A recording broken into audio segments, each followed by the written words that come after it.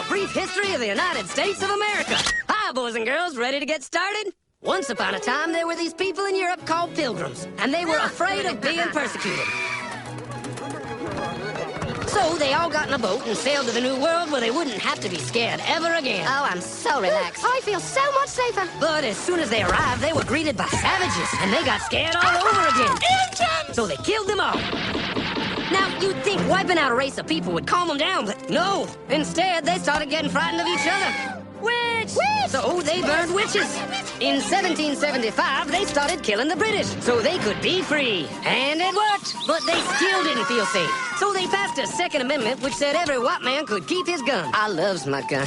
Loves my gun. Which brings us to the genius idea of slavery. You see, boys and girls, the white people back then were also afraid of doing any work. So they went to Africa, kidnapped thousands of black people, brought them back to America, and forced them to work very hard for no money.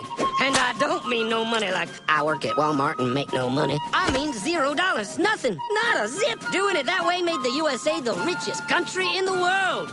So did having all that money and free help calm the white people down? No way. They got even more afraid. That's because after 200 years of slavery, the black people now outnumbered the white people in many parts of the South. Well, you can pretty much guess what came next. The slaves started rebelling. There were uprisings, and old master's head got chopped off. And when white people heard of this, they were freaking out and going, I want to live. Don't kill me, big black man. Well, just in the nick of time came Samuel Colt, who in 1836 invented the first weapon ever that could be fired over and over without having to reload. And all the Southern whites were like, yeah! But it was too late. The North soon won the Civil War and the slaves were freed. Yep, they were free now to go chop all the old master's heads off. And everybody was like, oh no, we're gonna die. But the freed slaves took no revenge. They just wanted to live in peace. But you couldn't convince the white people of this. So they formed the Ku Klux Klan. And in 1871, the same year the Klan became an illegal terrorist organization, another group was founded, the National Rifle Association. Soon politicians passed one of the first gun laws, making it illegal for any black person to own one.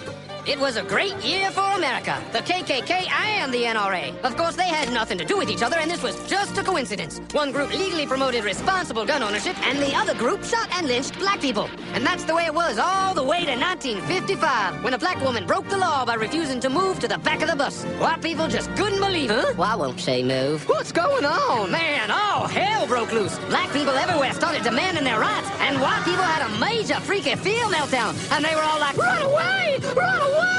And they did. They all ran fleeing to the suburbs where it was all white and safe and clean. And they went out and bought 250 million guns and put locks on the doors, alarms in the houses, and gates around the neighborhoods. And finally, they were all safe and secure and snug as a bug.